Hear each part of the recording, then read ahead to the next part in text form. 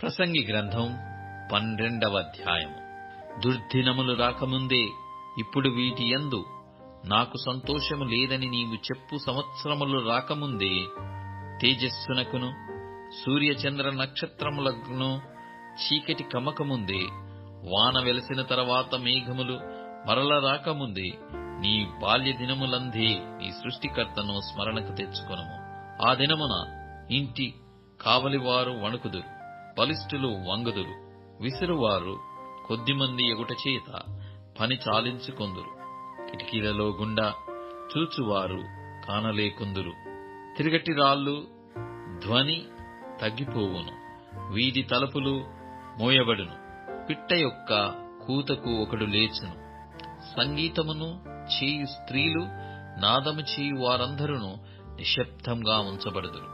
ఎత్తు చోటులకు భయపడుదురు, మార్గముల యందు భయంకరమైనవి కనబడును. బాదము వృక్షము పువ్వులు పూయును, మిడత బరువుగా ఉండును, పుడ్డ బుడుసుల కాయ పలుగును. ఎలయనగా ఒకడు తన నిత్యమైన ఉనికి పట్టునకు పోవుచున్నాడు. వాని నిమిత్తము ప్రలాపించువారు వీధులలో తిరుగుదురు.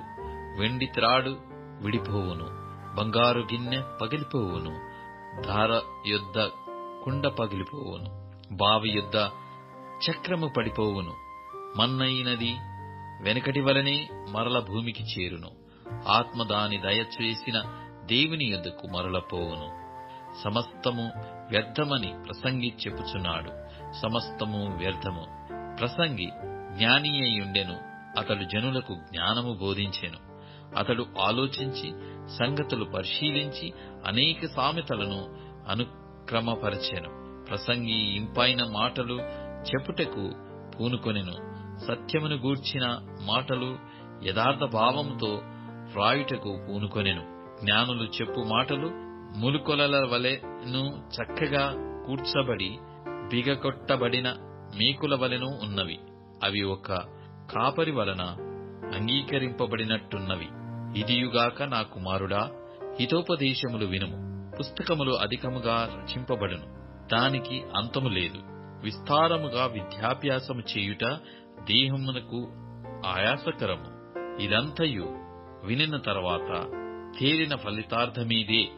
దేవుని యందు భయభక్తులు కలిగియుండి ఆయన కట్టడలను అనుసరించి నడుచుండవలెను. మానవ కోటికి ఇదియే విధి. గూఢమైన ప్రతి అంశమును గూర్చి దేవుడు విమర్శన చేయునప్పుడు ఆయన ప్రతి క్రియను, అది మంచిదే గాని చెడ్డదే గాని, తీర్పులోనికి తెచ్చును.